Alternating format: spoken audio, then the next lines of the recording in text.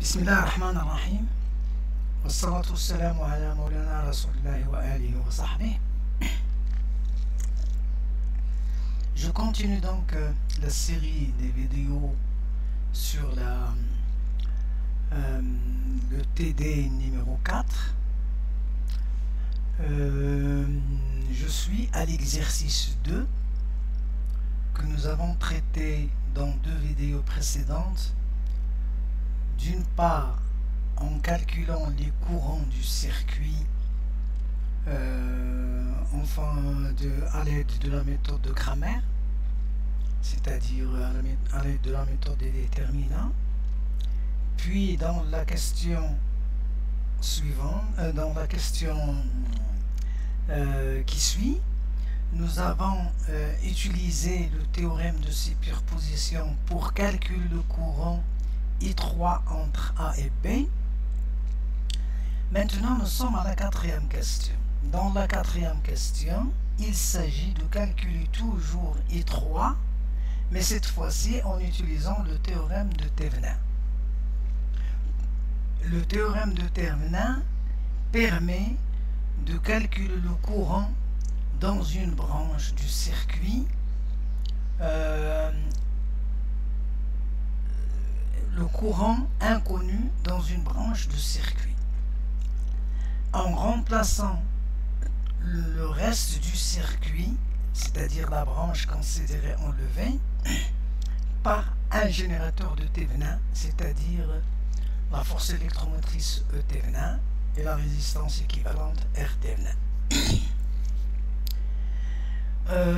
Ce théorème, on l'a expliqué plusieurs fois dans d'autres exercices. Donc, le circuit considéré est le circuit suivant, et la branche dans laquelle on cherche à calculer le courant, c'est la branche AB ici. C'est de calculer donc le courant I3. La première étape à faire, c'est d'enlever la résistance R3 et la résistance R ici, et de calculer d'une part le générateur de Thevenin entre A et B, et d'autre part la résistance équivalente, la résistance de Thevenin entre A et B lorsque les générateurs E1 et E2 sont court-circuités.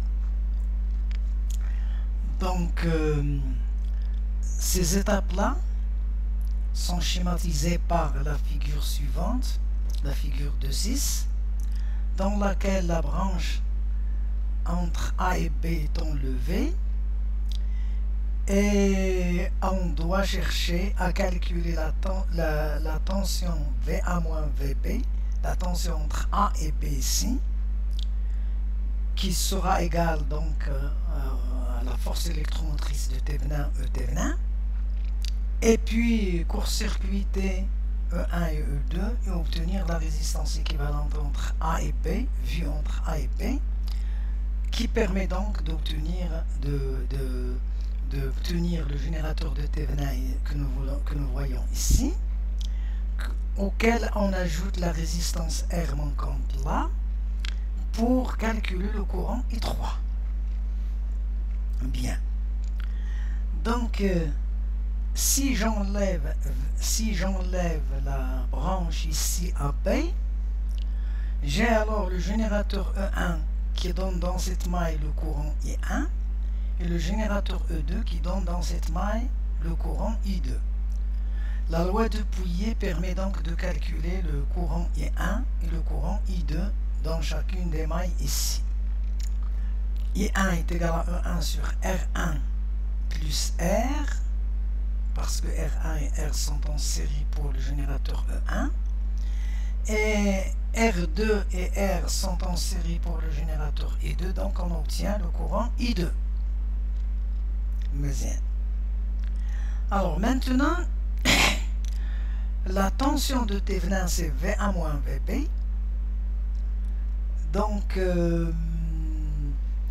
j'obtiens donc, si je passe à travers la résistance R ici, et je passe encore par la résistance R ici, j'obtiens donc V1 moins VB est égal à RI1 moins RI2 parce que I2 va dans le sens opposé ou à la différence de potentiel.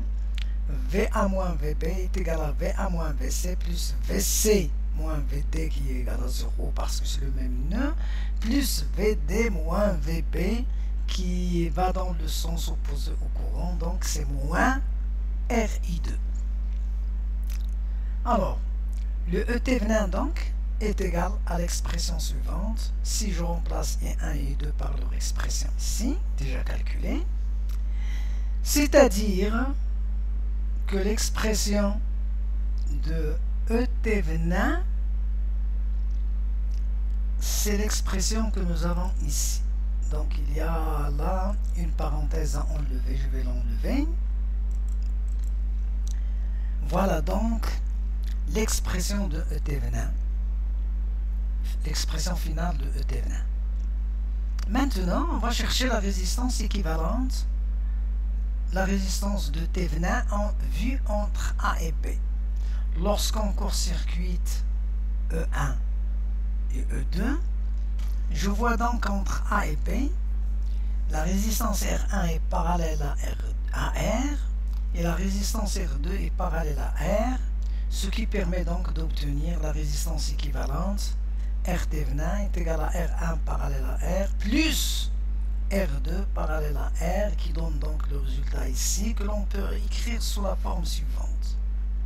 Voilà donc la résistance de T venin. Très bien. C'est le schéma ici qui permet donc de voir